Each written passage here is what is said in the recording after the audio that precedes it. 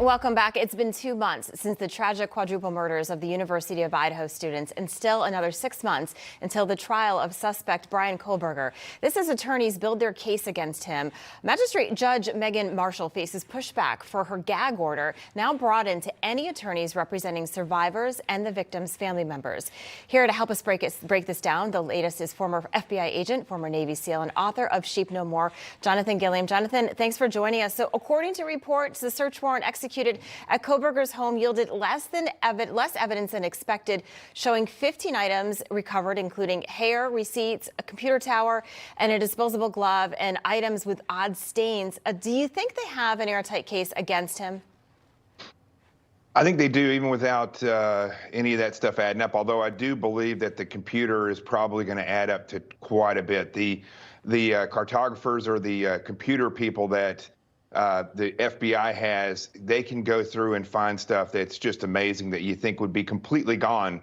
So I think that if he's done anything nefarious on that computer that points back to these victims, that will be a plus. But overall, I have to tell you, from my opinion of how the affidavit read, was that the case is pretty tight already, just with that evidence alone. So anything else that puts him in the vicinity of those individuals before that murder, or any evidence from that murder scene that's outside of the scene, even a single hair, will be a death knell to Bryan Kohberger. Yeah, official reports are not expected to be known anytime soon because of this gag order. What are your thoughts on this? Because, you know, we've talked about this before, Jonathan. A lot of information is getting leaked, whether it's from the victim's family or from the media. This could essentially, having all this extra information, potentially harm the prosecutor's case. Right, and this information that's being reported even now about the potential that Kohberger had attempted to talk to 3 of the victims on social media is coming from an alleged investigator close to the case. So I'm not sure if that is someone that is actually law enforcement or if that is a hired investigator by one of the families. And if either way, I think this gag order should be extended to include investigators that work for the families.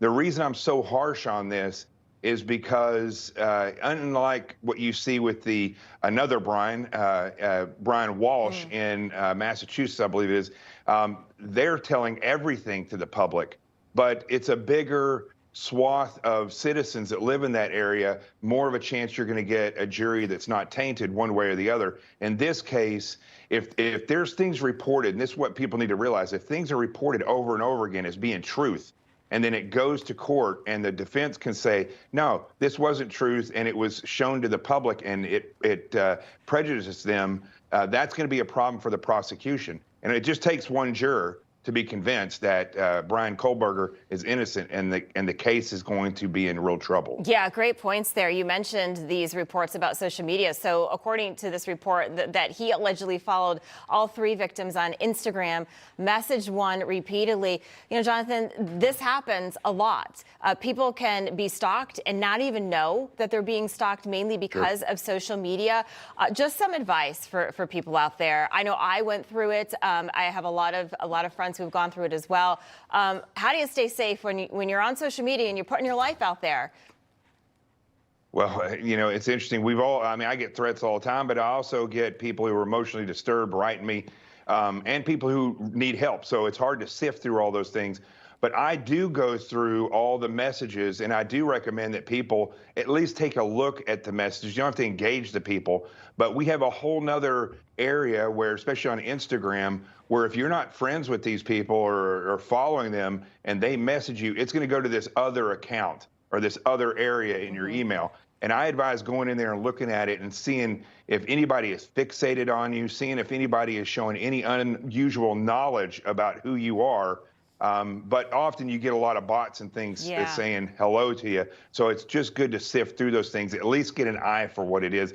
Because in this case, if he was trying to contact him in October and then he shows up in the restaurant, if they're aware of his face, they might have been able to see him. Right. And also not to post things in real time of where you are in case somebody is following you and watching you. I want to quickly get to the case in Massachusetts. Brian Walsh, as we were talking about, it's the husband of Ivana Walsh. He's been charged with murder. They have a lot of evidence against him. One thing that a lot of people are talking about is he allegedly used his son's iPad to Google the best ways to get rid of a body. Should Google red flag searches like this, or alert authorities if they see these types of searches? Yeah, I think this would be a great thing for them to go through and look themselves online and see, why are these things even there? Why is that even on Google to begin with? Or it's not just Google; it's a website that's out there. I think these things, they don't necessarily need to be in the hands of anyone. Just like we've had issues in the past with people learning how to make bombs on the internet. I guess information is free, but some of this information, Google and the other search engines can block this type of information. Yeah. I think one thing about that case, though, I will tell you, is that the fact that we have a timeline now of his posts or his searches going until the 3rd, we know that the police were called on the 4th. That narrows that window of how far he could have put that body away from the home. So investigators are going to take that into account. Those searches are absolutely unbelievable if you look and see what he searched throughout that timeline. Jonathan Gilliam, thank you so much for joining us, sir. Appreciate it. Hey guys, it's Rob Carson. Your retirement funds are being threatened with even more losses from record inflation, recession, and skyrocketing interest rates. Fortunately, the highly trained specialists at American Hartford Gold can show you how to protect your savings and retirement accounts by diversifying your portfolio with physical gold and silver. If you call them right now as a special offer, they will give you a free gold coin on your first qualifying order, so don't wait. Call 866-935-4309. That's 866-935-4309, or text Newsmax to 65532. That's Newsmax to 65532.